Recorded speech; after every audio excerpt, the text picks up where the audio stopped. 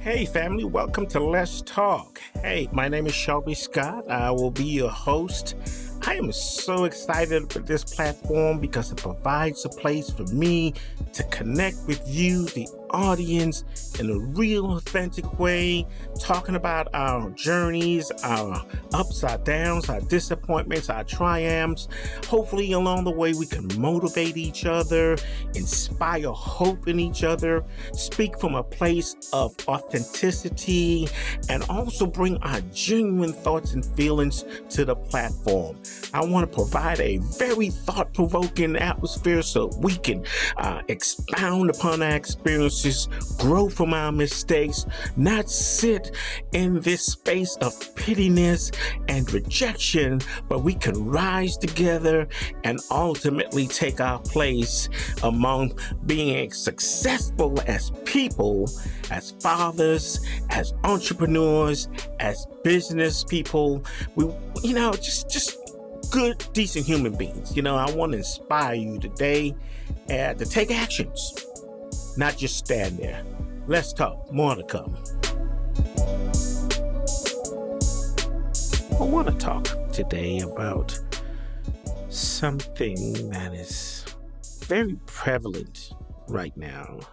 I don't think we talk about it enough. I think a whole lot of people is suffering from this and consequently affect our communities and our social structure at large. And that is rejection.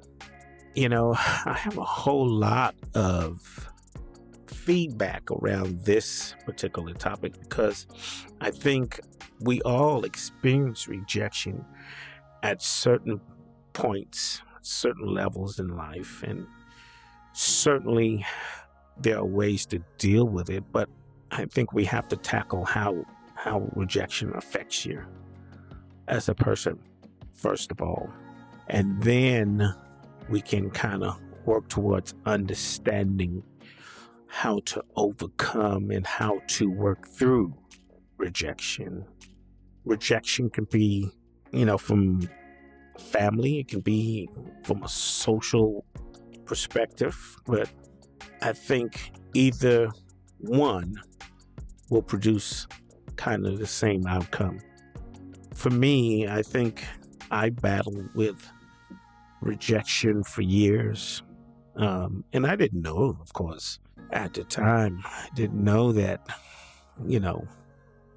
what I was feeling was a byproduct of being rejected, or at least how my brain interprets what was happening. And like I said, I want this platform to be one of healing, a space where it's safe to talk about how you feel and, more importantly, how you move on. And hopefully you out there can find some sort of healing and find the courage to take stock of where you are mentally, physically, holistically. Understand why you feel the way you feel, why you act the way you act, why you behave the way you behave. It's part of the healing process. It's part of the growth process. And it's okay. I think way back when I was a child, man, growing up, I think, I was a bright young boy. I'd like to think, I was outgoing and can learn things quickly, very, very active child. But I remember just feeling isolated at times. Well, a lot of times isolated. I could be in a crowded room and just feel alone. And then I remember feeling just anger and just very emotional at times. And I didn't know what was wrong. I knew I had grandparents that really loved me and interacted with me in a way that they knew how, the only way they knew how, right? But I can tell you right now that emptiness that a child feels, not not having parents around, it's real. If I were to say anything, I would say, parents, you gotta be there for your children.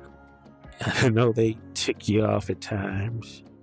They're gonna make you mad. They know your buttons to press. But there's no greater love than to be there for your children. Else you will set them up for a lifetime of hurt, pain, anger, depression, anxiety. Yeah, that's trauma. It's a traumatic experience when you know your parents exist, but they're not part of your life. If those things are not dealt with, they will follow you your entire life. And there will be consequences for undealt with emotions because they will come out in different ways.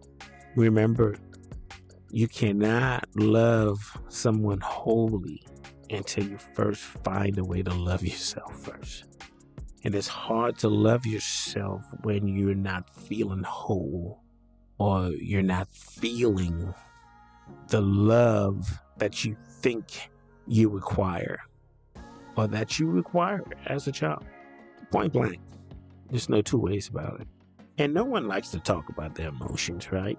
It's kind of taboo-ish, especially if you're a guy, especially if you're a young man, old man, middle-aged man, whatever. Nobody likes to talk about their feelings, but it's your feelings that matter. How you view your environment is what matters, because you're going to now bring other people into your world. You're going to go find a wife, or a wife will find you, and you're not your best self. So rejection is real, and you will go through the same process as experiencing grief when you're being rejected. You will go through the denial and the anger and bargaining and, the depression and accepting, just like when you're grieving. So like I always say, you have to be aware, self-aware. You have to know what's causing these different experiences, these different emotions. And if those emotions run unchecked, they will wreak havoc in your life. The goal is to be your whole self. Know why you're feeling the way you feel. I guarantee you, for the average man of color, I say man of color, we experience trauma from birth all through the different stages and levels of life. Coming from the environments that we come from, we have issues, and we have to be truthful and honest with ourselves. It starts by taking stock, being honest with yourself. See, you can lie to other people. You can fool some people sometime, but you can't fool everybody all the time. But you definitely can't fool yourself. Love yourself. Part of loving yourself is know why you feel the way you feel. That's all I got, folks. Let's talk. Hey fam, show your love. If you love what we're doing here at Let's Talk, we want you to like, comment, or subscribe.